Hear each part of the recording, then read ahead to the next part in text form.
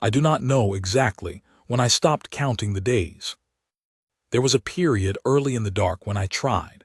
I would feel the cold deepen toward what I understood to be night, then ease fractionally toward what I understood to be morning, and I would mark it in my mind 1, 2, 3. I was a king. I had governed by the passage of time. I had read the Moor's light through tower glass and known to the hour when the border watches needed to be relieved. Counting was the first discipline I had learned and the last I expected to lose. I lost it. The curse that sealed me inside the mound at Havenmore did not kill me. My counsel had been clear on that point, in the frantic final hour before the stone closed.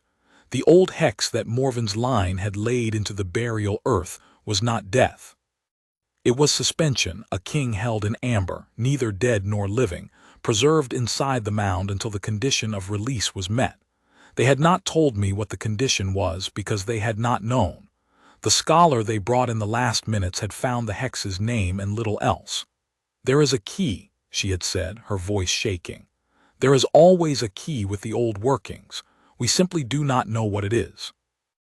Then the stone closed, and I was alone in the dark with that fragment of comfort. There is always a key. I held it for a long time. I do not know how long. Decades I would eventually understand, though I could not have told you that from inside. Time in the cursed dark was not absent. It was simply shapeless. It pooled around me like deep water, neither cold nor warm, neither still nor moving. I felt the seasons through the stone, not precisely, but faintly, the way you feel weather through the wall of a thick-built hold. A heaviness in summer, a contraction in winter. The stone breathed with the moor above it, and I breathed with the stone. I existed, I waited. And then I could not have told you how far into the waiting it came. I heard a voice. It was a woman's voice, not loud. The mound was thick-walled and the stone was old, and whatever reached me arrived the way all things reached me in those years, filtered through layers I could not see or measure. But it reached me. It was even, unhurried, a little tired. She said, "Good evening. I've come to change the lamp." That was all. A scrape of movement above me, I perceived it as a faint vibration in the stone, a pressure that resolved into the impression of footsteps, and then silence again. But a different silence than before. The silence that comes after a voice rather than the silence that simply continues. I turned toward it, in whatever way I was still capable of turning. Her name I would not know for a long time. In those first years, and I believe now they were years, though they felt like a single extended evening, she was only the voice and the lamp. She came at what I came to understand was dusk. The stone told me so, the way it always told me of the outside world, in pressures and temperatures and the faint transmission of sound. She would arrive, exchange some words with the lamp flame she was replacing. She spoke to it the way some people speak to horses, low and practical, without any expectation of reply, and then she would speak toward the doorstone. Not to it, toward it. There is a difference. Speaking to a stone implies a belief that the stone is listening.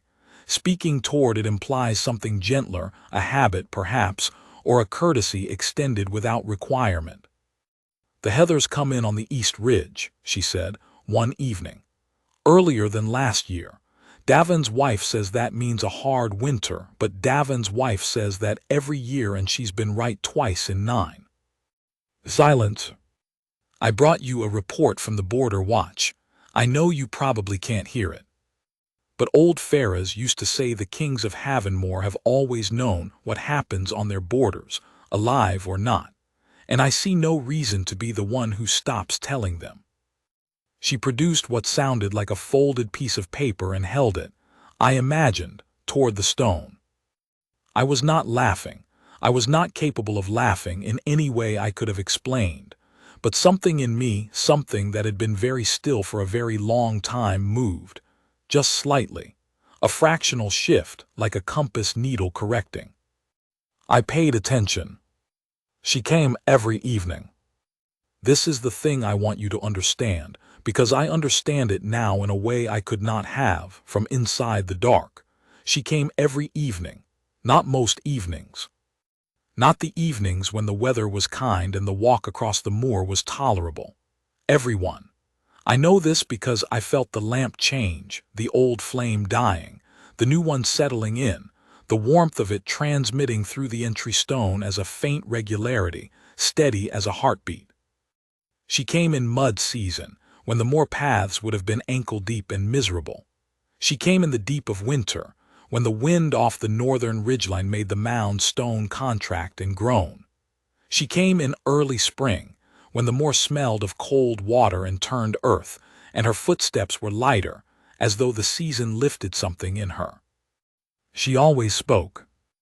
I began to understand the rhythms of her life from what she said. She was not a woman of high standing. This was clear from how she described the people above her, the council, the senior keepers, old pharaohs who had held her posting before her, and whose ghost she seemed to measure herself against. She was assigned to the Forgotten King's mound, a task, I gathered, that no one else wanted. The mound of a king believed dead or as good as, maintained out of old obligation rather than any expectation of significance. The woman who kept it was, accordingly, not someone the pack looked to. She seemed, as far as I could tell, entirely at peace with this. Pharaohs kept a record, she told me one autumn evening. The stone felt heavy with the season, the rich pressure of fallen leaves somehow transmitting through the moor. Every visit written down. I found it when I took the posting, 41 years of entries. Some of them are just lamp changed, spoke to the stone, no answer. Which, to be fair, is accurate. A pause, the lamp settled. I've been keeping my own record. It's less tidy than his. I tend to write things down that aren't strictly relevant. What the moor looked like coming in, what I had for supper before I left, whether any of the ridge hawks were out. Pharaohs probably would have disapproved.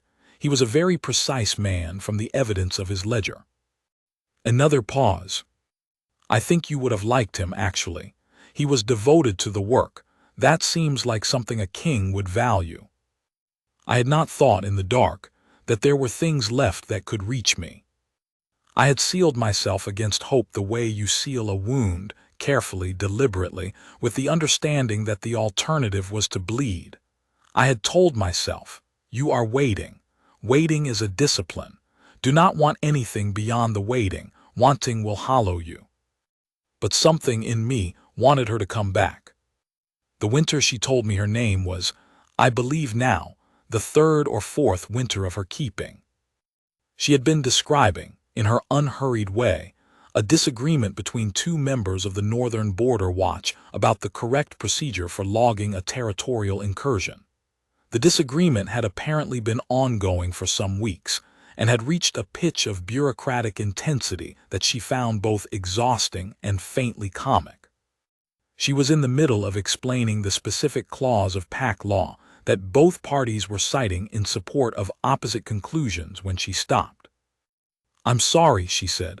I've been rambling. I do that more than I should out here. There's nobody to ramble at except you and you well. A soft sound. Her sitting down, perhaps, on the low stone ledge that fronted the mound's entrance. I had not known there was such a ledge until that evening. I perceived it through the change in her voice's angle. I'm Wren, she said. I don't think I've said that. I've been coming here for a while, and I don't think I've properly introduced myself. Old Pharaohs probably would have done it on the first visit. He was more formal than I am. Wren. I do not know how to describe what happened to that name in the dark where I kept it. It was not loud. It was not dramatic. It arrived the way the best things arrive, quietly, without announcement, and then it was simply there and had always been there, and I could not reconstruct the moment before it. Wren. I found something in the old records last week, she said after a moment. In the archive at Havenmore's East Tower. The oldest ones, the ones they keep in the dry room under the stairs. There's a section about the burial workings, about what the old hex means and what it requires. Most of it is damaged. Water got in at some point years back, and there are pages that are just gone. Her voice had shifted, still even but with something behind it, a carefulness. What's left mentions a name. A true name, they called it, not the throne name, not the public name. The one cut deepest in the inner seal, the one the working is keyed to. It says the seal responds to the true name, spoken aloud. Silence. I don't know if I found the right one. The record is incomplete, and the scholar who wrote it was working from older sources that are even more damaged, but I wrote it down. A pause. I'm not going to say it tonight.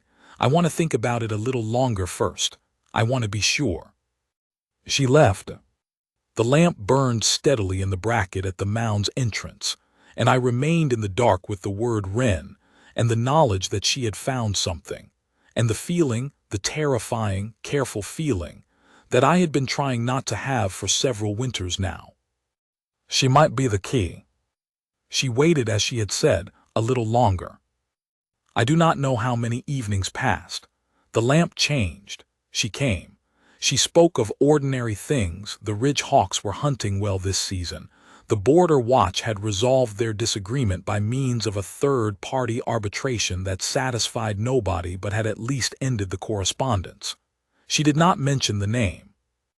I understood, from the quality of her silence around it, that she was not avoiding it out of fear, but out of the particular patience of a person who does something properly or not at all. I respected it. I had nothing but time, and I spent it in a thing that, in the cursed dark, passed for admiration. She was not what I had expected when I had occasionally, in the early years of the dark, tried to imagine the condition of my release. I had imagined something dramatic, a scholar, perhaps, arriving with a recovered text and a council in attendance, a ritual, witnesses, the sort of event that broke curses in the old stories, formal, deliberate, witnessed. I had not imagined a woman who kept records in an untidy ledger and rambled about border watch disputes, and sat on the stone ledge outside my tomb with her boots likely muddy, and said her own name as an afterthought, because she had simply forgotten to say it earlier. I had not imagined someone who came not because she expected anything to happen, but because she believed it was right to come. On the evening I understood to be deep autumn, the stone contracting, the moor pressing down with the weight of cold and fallen things, she sat on the ledge again and was quiet for a while before she spoke.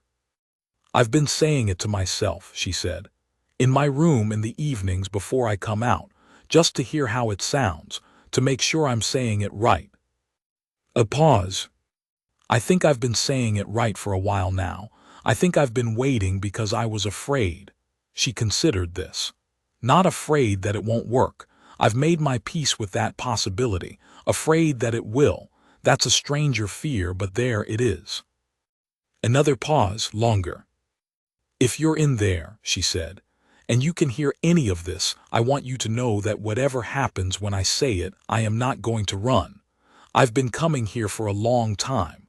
I'm not the type to come all this way and then run." I had, by this point, no way to make any response.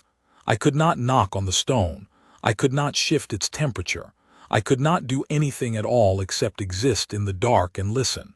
I had spent years accepting this limitation. In that moment, I resented it more than I had resented anything since the first cold weeks of the curse, when the loss of my own body's response was still new and terrible. I wanted to tell her, "I know you won't run.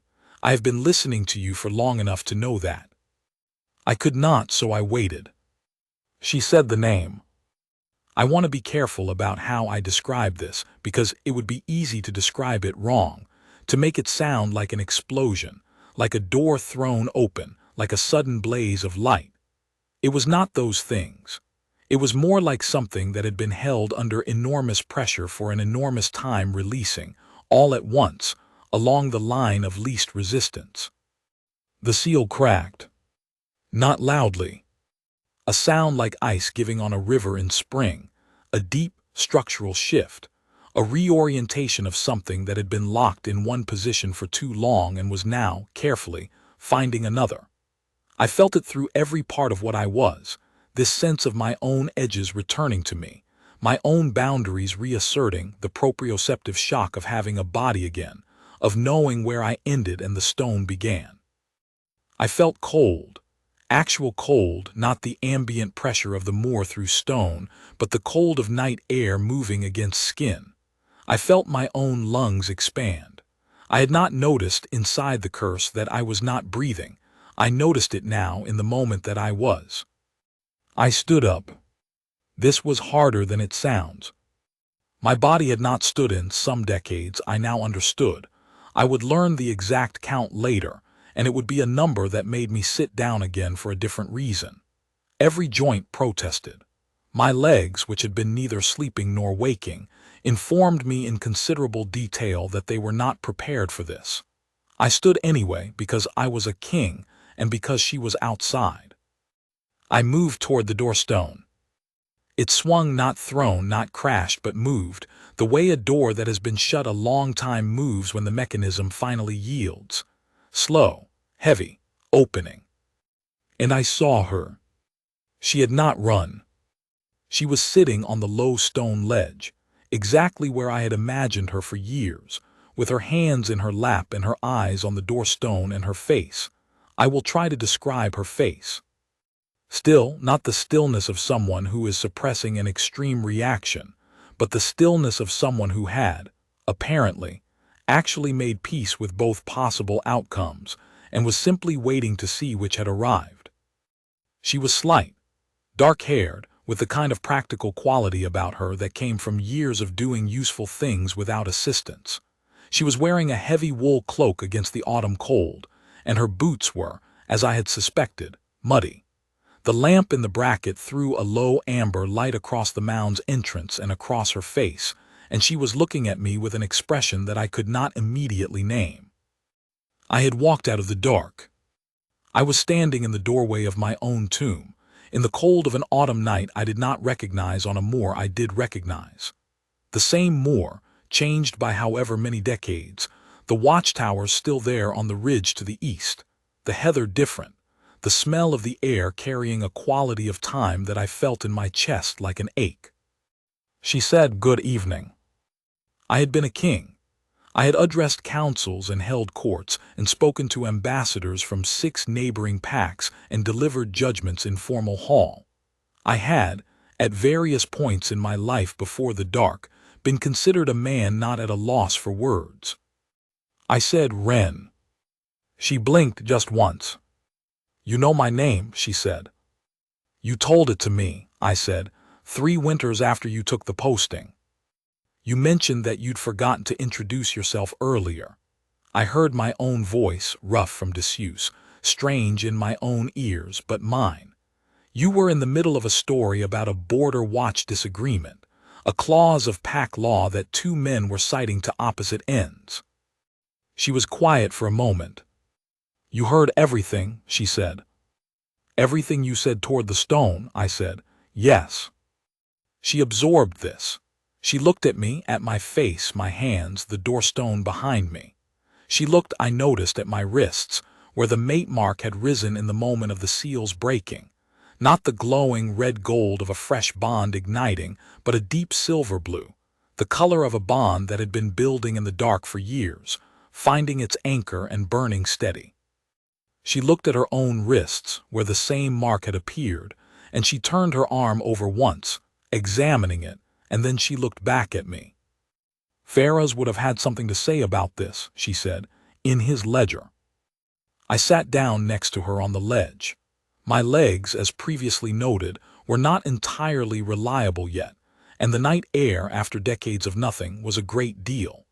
She moved over without comment to give me room, which struck me, at the time, as exactly the right thing to do. We sat for a while without speaking. Below us, across the moor, I could see Havenmore's lights, the watchtower on the east ridge, the warm, square glow of the hold's windows. More lights than I remembered. The pack had grown or rebuilt or both. "How long?" I asked. She told me the count. I sat with it. "The pack believes you dead," she said. "Not all of them. The oldest records say lost, but the word's been carrying more weight toward gone for the last few generations. The council is it's a different council, different bloodlines mostly." A pause. It's been hard without a proper line of succession. There have been disputes. I imagine, I said. The tomb keeping continued because of tradition. Faraz kept it before me and his teacher before him. The record goes back 6 keepers. She was looking out over the moor now, not at me. I don't think any of them thought you were in there. I'm not certain I thought you were in there for the first few months.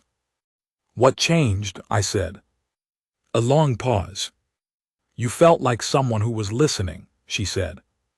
The stone felt attended. I can't explain it better than that. I told you things and the stone felt like something that was being told.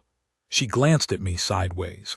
Faraz's ledger says on the last page that he never stopped believing you were there. That's the last thing he wrote. The stone receives. I read that and I thought if he believed it after 41 years I can try. The mate mark on my wrist was warm, steady. The bond between us built in the dark, over years of her voice and her lamp and her unhurried willingness to speak to a stone, did not announce itself loudly. It had already been announced, already been lived in a way. The wrists were only the visible portion of something that had taken years to build. I turned my hand over, looking at the mark, and I felt it resonate with the matching mark on hers, a low, steady frequency, like a bell that had finished ringing but whose sound was still present in the room. The pack is going to have questions, I said. Yes, she said.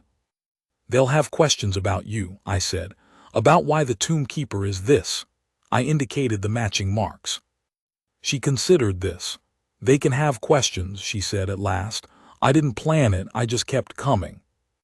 I will not recount all of what followed in the hours after the seal broke. Some of it was administrative. The long, increasingly startled process of alerting the council that the king whose mound they maintained was no longer in it. The gathering of senior pack members in various states of dishabille and disbelief.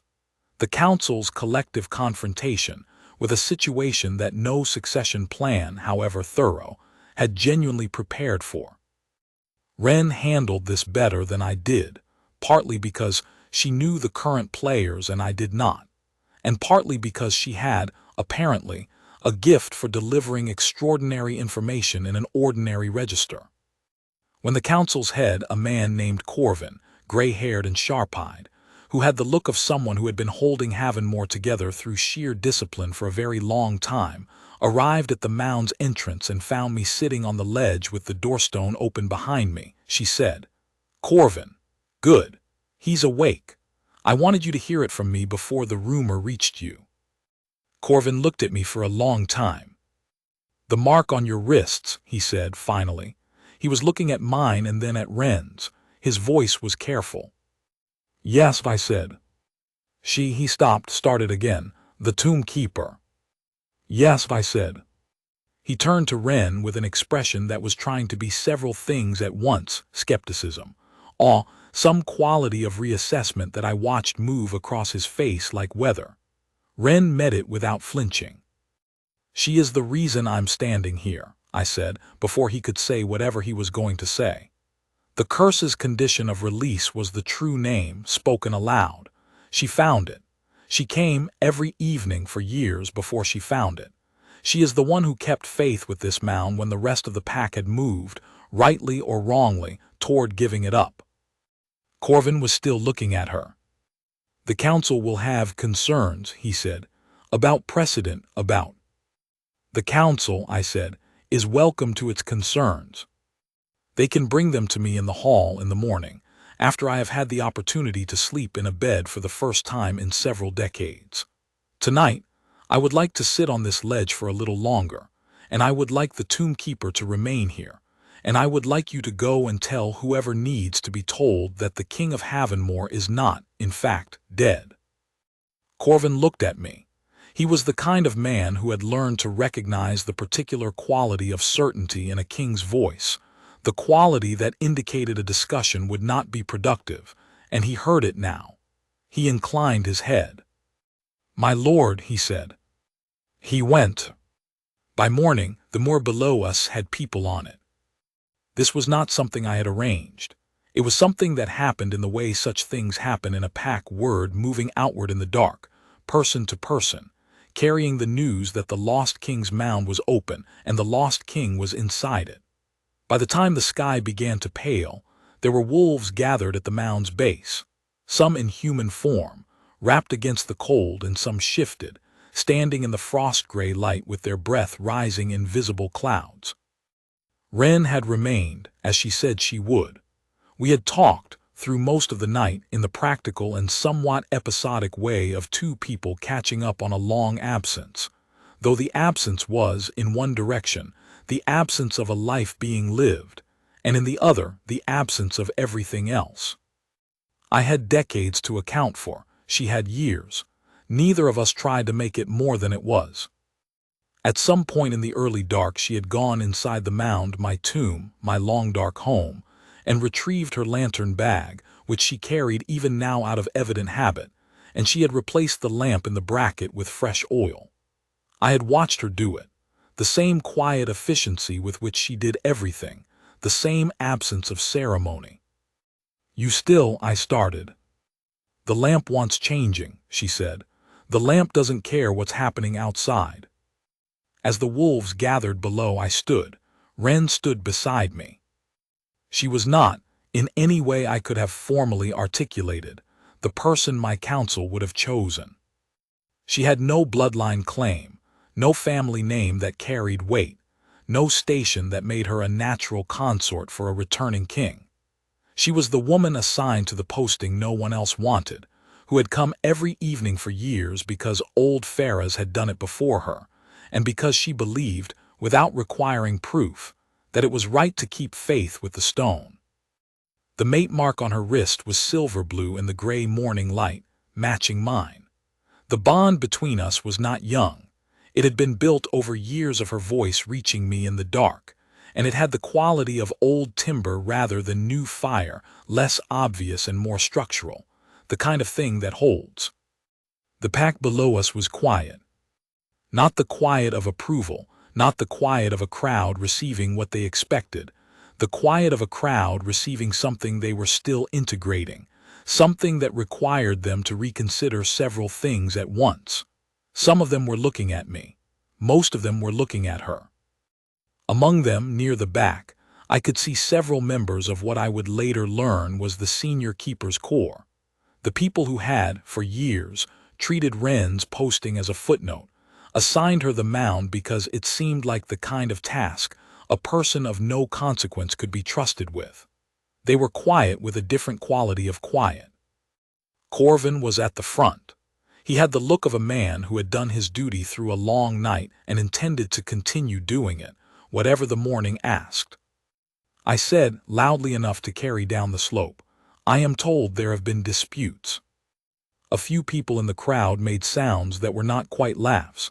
The tension shifted fractionally. "There will be time for those," I said. "There is a great deal of time now. I intend to use it." I looked at Wren beside me. She was watching the crowd with her usual steadiness, not braced, just present. "The woman beside me is the reason I am here. She found what 6 keepers before her came to the mound faithfully, without finding, and when she found it, she came back the next morning and said it was worth being afraid of. That is a quality I have been watching in the dark for years, and I do not intend to waste it." Silence. "Her name is Wren," I said. "You will want to learn it. There is a particular quality to the morning light on Havenmore's moor in autumn, when the frost is just beginning, and the heather has gone its full brown-purple, and the watchtower on the east ridge catches the first sun. I had not seen it in a very long time. I saw it now, with Wren's shoulder against mine and the pack below beginning, one by one and then all together, to make the small involuntary adjustment of a crowd that is shifting from uncertainty into something else. Not capitulation, exactly, but recognition. Old Davin, who would later tell me he remembered my reign as a young pup, a piece of information that required me to sit down again, bowed first. He was old enough that bowing was an effort, and he did it with the deliberateness of a man who had decided this was worth the effort. His wife beside him, the one who predicted hard winters every year, did the same. Corvin followed. And then, with the particular wave motion of a pack that has found its footing, the rest followed, the wolves on the moor, the people in the morning cold, the senior keepers near the back with their complicated expressions and their belated understanding of what it had meant, all those years, to send one woman to the forgotten mound alone. Wren made a small, quiet sound beside me.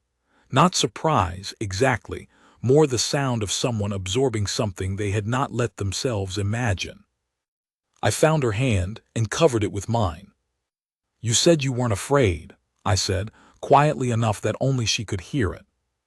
"I said I wasn't afraid that it wouldn't work," she said. "I didn't say I wasn't afraid of all of this." A pause. "I'm not afraid of it exactly. I just need a moment." "Take as many as you need," I said. "I am not going anywhere." She turned her hand over in mine, and her fingers closed around my hand, and the bond between us resonated warmly, that low, steady frequency, the bell that had finished ringing but whose sound was still present in the morning air. Below us, Havenmore was waking up. The lights in the hold were multiplying. I could see figures moving in the courtyards. A long cold had lasted here, and it was not ended by a morning. A king returned after decades still had the work of a king before him, and the disputes Corvin had mentioned would require attention, and the pack had grown and changed in ways I did not yet understand. But I was standing on the moor in the autumn light with the mate mark settled warm on my wrist and Wren's hand in mine. I had heard her voice for years in the dark, had followed it the way you follow a lamp flame seen from a long distance, not running, because the dark didn't allow running, but orienting, always orienting, turning my attention toward the sound of her, because in the dark it was the only thing that felt like direction. She had said she was not the type to come all this way and then run. She had come every evening for years. She had sat on the cold stone ledge and spoken toward a sealed door and changed the lamp oil with the matter-of-fact devotion of someone who had decided a thing was right and did not require an audience. She had said his name. I had said hers. The morning held us both in it, ordinary and extraordinary, the kind of moment that doesn't announce itself as the one that changes everything, and is, entirely,